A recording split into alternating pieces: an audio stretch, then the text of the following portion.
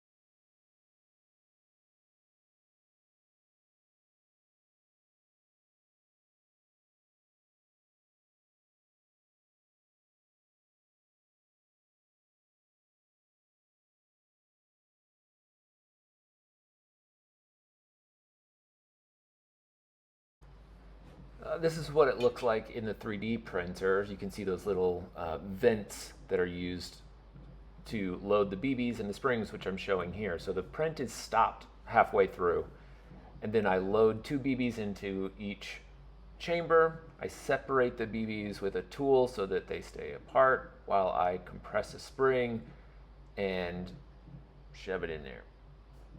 Very scientific. Once all the pieces are in place, I restart the print, and when completed, it goes on the core or that core goes into the PTR roller, and the whole thing is mounted on the shaft. So that solves the capstan. We're sticking with the PTR, the particle transfer roller on the capstan, because it does all the things it needs to do for a roller that is responsible for grabbing the film and physically moving it. That brings us to the small roller. So what do we do about that? Initially, I had done something similar as to what I did with the big one, and I found some metal parts that fit, but I had to kind of finagle them with some 3D printed parts on the inside so that these plates would align perfectly. The bearings are embedded in there. If they fall out, it's really cumbersome to get them out. Also, it adds a lot of width. These things are really thick. They don't need to be, but that's all that I could find. And so I didn't love it, but it did work. Until I discovered that I was noticing something happening. And what I was noticing was that the film, don't worry, this is trash film. This film was kind of floating up and down sometimes in one direction and wanting to like go off the edge. And so I started looking really carefully at the whole film path, saying like, what is causing this to go to one side of this roller? And what I realized is you cannot control the exact way they manufacture these down to the micromillimeter. So I think you might be able to see it if I throw it up to my shiny forehead here. There is a little curvature at the end of this roller, and you'd think that, oh, that's actually a good feature. It would keep the film right in the middle. Well, it doesn't always, especially when you're pressing on it from both sides. It makes it worse. And a lot of times it makes it worse on one side, not the other, because one side is slightly thicker than the other from the manufacturer or whatever. The point is that there seemed to be something about this that wasn't working, and adding to that fact, just because we are using smaller ones doesn't make them easier to get. They're still hard to find off the shelf, and we can manufacture them like I did this one. But now we're back in depending on the supply chain and bulk orders for low cost, et cetera, et cetera. So it's gotta be a better way. We can take what we did with this roller and do the exact same thing to this roller. Just, instead of 5, maybe it's 2 or 3 springs, maybe they're shorter springs. And anyone can go ahead and do that. I took a different route. I figured, well, let's give the other folks who are on the other side of the debate for PTRs, let's give them what they want, which is a non-PTR version that only touches the edges of the film and is completely conductive. And that's when I came up with the barbell design. All right, we start with a plastic printed base, a flanged bearing, and then a shim. Then we have a little spacer ring just to fill in a gap here so that dust doesn't collect for this piece, and then another flange bearing, and that is our 35mm rail with a metal wall using that shim. Now we have basically the same thing, just for 16mm. We have a small base, we have another shim that will act as the wall for the edges of the film, and then we have a flat surface for it to ride on. There we go. This time we're using a non-flanged bearing. And now this all just goes together, strings onto the post with little tiny, very thin shims in between the 35 and 16mm layers so that they can spin independently. And then there's some spacers in the middle so that everything is to the right gauge. Lastly, we put on a little rubber band to keep it all together. That's optional, I suppose. And then one last shim so that we have metal-to-metal contact at the frame. The barbell screws into a mount that's 3D printed.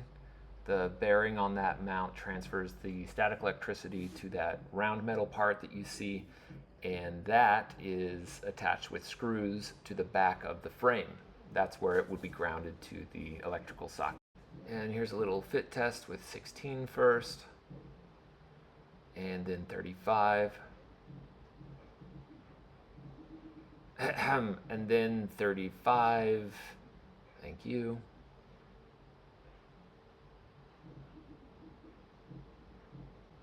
And this is it running on the machine live. Now we don't have tension sensors in here, so you'll see some fluctuation in tension throughout the system, but that should be regulated later.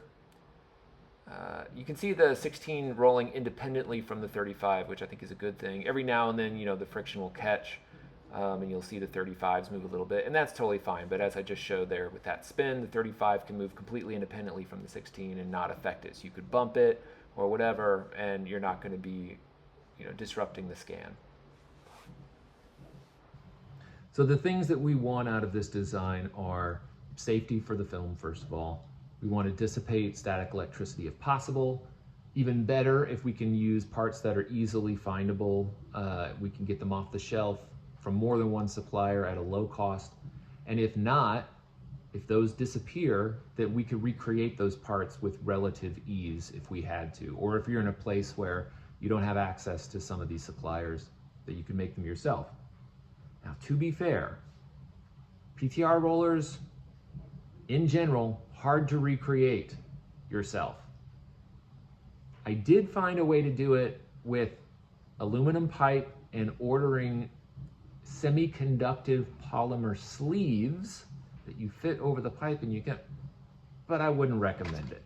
So for now, we have to accept the limitation that at least for this one PTR roller, we're gonna have to use a supplier. Good news is, I figured out that you don't have to buy the Kodak ones. You can make your own. You can give the specifications regarding the conductivity, the size, even the little groove on the inside if you want.